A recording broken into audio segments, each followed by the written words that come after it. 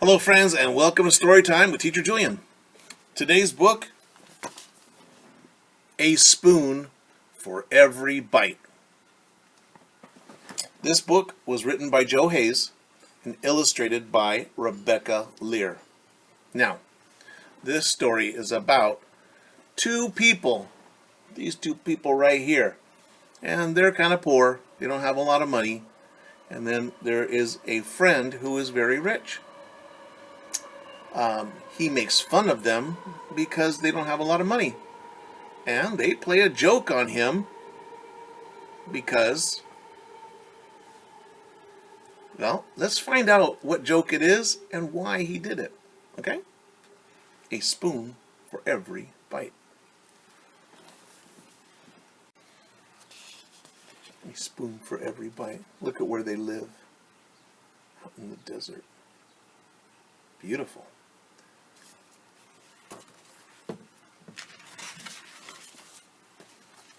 A long time ago, there lived a couple who were so poor they owned only 2 spoons. One for the husband and one for the wife. You see the 2 spoons?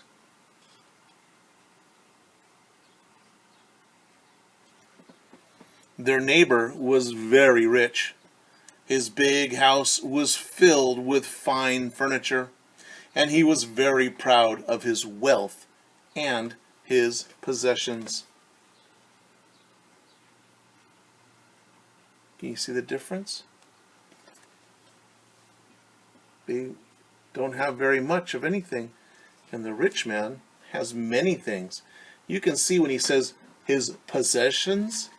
Possessions are things. So he has toys up here, he has spoons on the wall, a little statue. He has many things, and these people don't have anything except for their 2 spoons.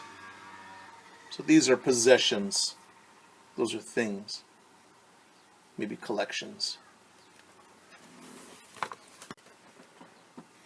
One year, the poor couple had a baby.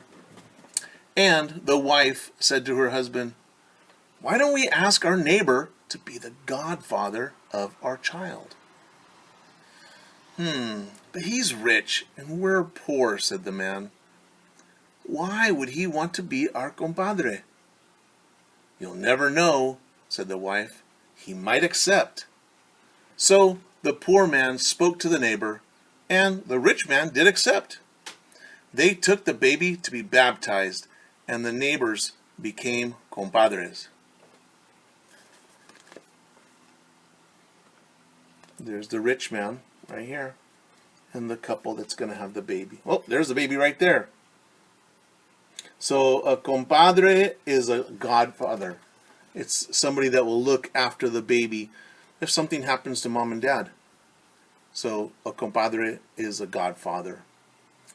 And it says when they're baptizing is when they take the baby to the church and the priest will bless the child, or they'll bless the child and give them God's blessing.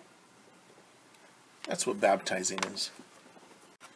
One day the poor woman said to her husband, "Now that our neighbor is our compadre, we should invite him to eat supper with us this evening." "How can we do that?" the man asked. "We only have 2 spoons." So they didn't invite the rich man that day. They saved their pennies and bought a 3rd spoon. So they had 2. Now they bought 1 more. It's the 3rd spoon. Then the poor man invited his compadre to come for dinner. So we see that the wife and the man and the 2 spoons. And there's the baby. They hadn't bought the 3rd one yet.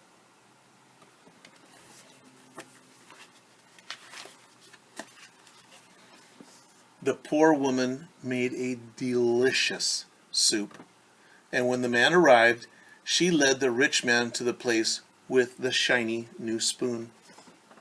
"Sit here, compadre," she said.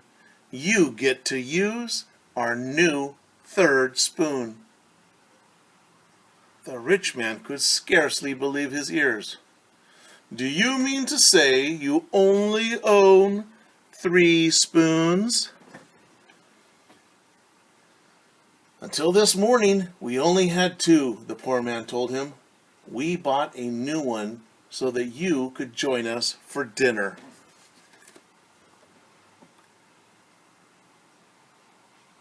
So, when the rich man said, when he said he could scarcely believe his ears, it means he could barely believe it. Like he couldn't believe that they only had 2 spoons. That why wouldn't you have more? So he couldn't believe it. The rich man laughed aloud.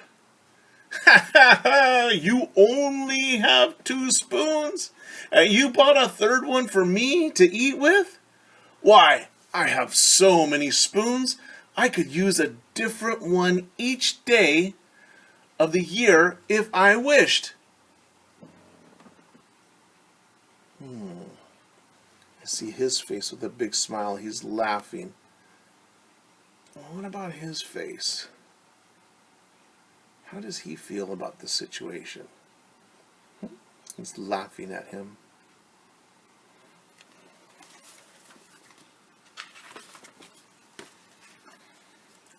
The poor man was embarrassed. But the poor woman spoke right up. That's nothing, compadre. We have a friend who uses a different spoon for each bite he eats. The rich man shook his head, but the poor man knew what his wife meant. Look what she's doing with her eyes. She's going, okay, and look at him. He's going, but look at him. Look at that face. They are winking at each other. The rich man shook his head, but the poor man knew what his wife meant. It's true, he said. Our friend uses a different spoon for each single bite that he takes. The rich man was so upset by the idea of someone might live even more lavishly than he did that he could not enjoy his soup.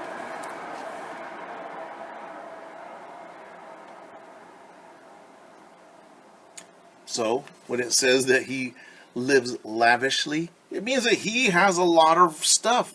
He buys the most expensive things, and he has so many things, and very expensive, and spends a lot of money on them. So that's what's lavish.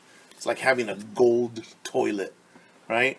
And having very, very, very expensive things that you don't really need, but he has them anyway. That night, he lay in bed thinking about it. What do you think is on his mind? Look at all the spoons. He's dreaming about the spoons. Dreaming about spoons. How could someone have so many spoons that they could have 1 spoon for each bite? Oh, look at that.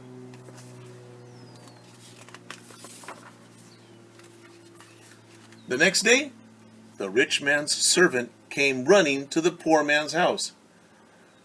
What did you give my master to eat last night? He demanded. We ate the same thing he did, the tastiest soup my wife has ever made. Your soup must have driven him crazy. This morning at breakfast, he insisted on using a different spoon for each bite that he ate. After 1 bite with a spoon, he ordered me, get rid of it.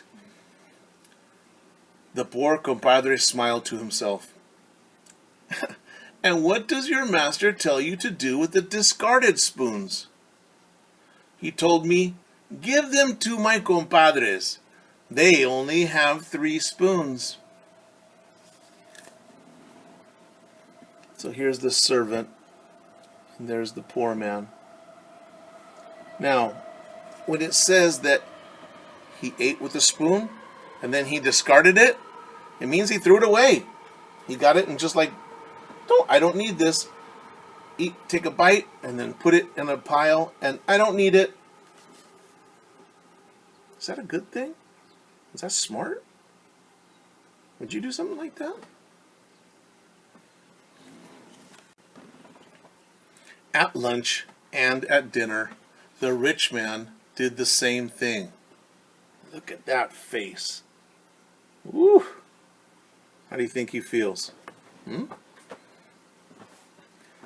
That night the servant left a pile of spoons beside the door of the poor couple's house. The next day, the rich man kept asking for a new spoon for every bite. After 1 week, the servant informed him that there were no more spoons in the house.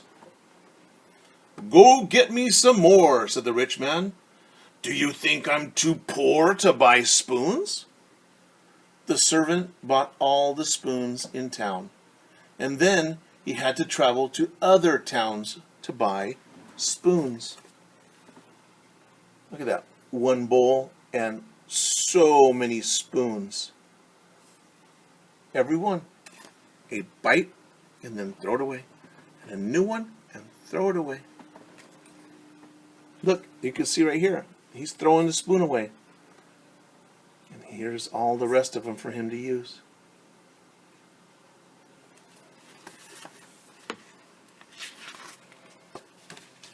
The rich man began selling his livestock and land to buy spoons. A mountain of spoons stood beside the poor couple's house. There's their house. There's all the spoons. They're getting higher and higher. Now, when it says that the man is selling off his livestock and his land, that means the land is, where he lives. Right here, all this out, everywhere. That's the land. And the livestock would be the cows, the chickens, the goats, anything that would be out there for him that he owns. Animals. Not dogs, but animals like the cows. In a year, the rich man had squandered all of his wealth, and there was just 3 spoons in his house. He walked angrily to the poor couple's house and pounded on the door. "You lied to me!" he roared at them. "No one can use a new spoon for every bite. I have proved it. I was the richest man around, and not even I could do it." Look at his face. Ay, caramba. He only has 3 spoons left. And look at his mustache. It used to be all cool and nice, and now it's all wonky. Look at his house. All of his possessions. He had to sell everything. Only has one busted up statue. And 3 spoons.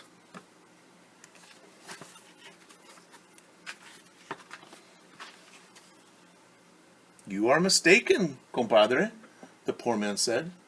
"Day in and day out, year in and year out, our friend uses a different spoon for every bite that he eats." "Take me to meet this friend," the rich man demanded. The poor couple took the rich compadre to a nearby Indian pueblo. They went to the friend's house. The Indian and his wife welcomed the compadre, invited them to stay and eat a meal. "It's just what I came for," the rich man said. "I want to see you use a new spoon for every bite." Oh my goodness. Well, there's the poor man and the poor lady. And there's the rich man with the 3 spoons now. Look what's right here. What do you think that is?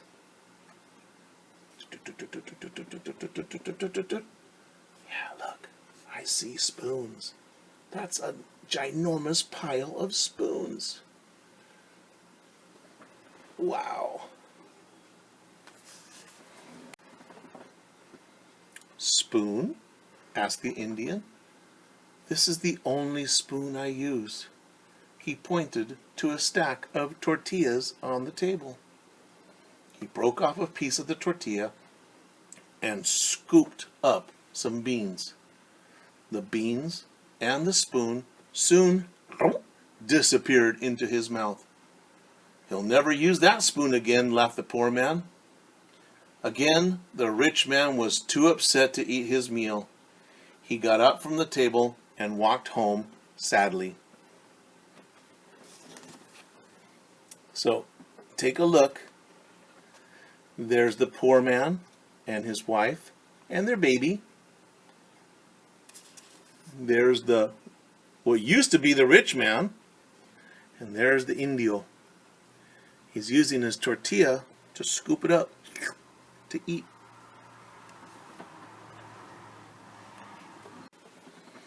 But the poor couple enjoyed every bite of their friend's meal that they were served to them, spoon and all. And then they walked home smiling. They knew that when they had sold all the spoons their rich compadre had thrown away, they would live the rest of their lives in comfort.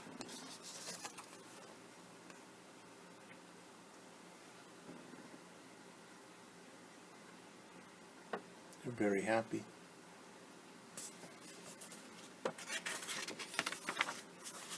The end. And there's the back of the book. Look how his mustache is all curly and all like he's happy and it's smiling.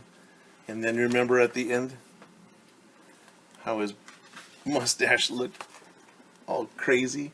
It's all drooping.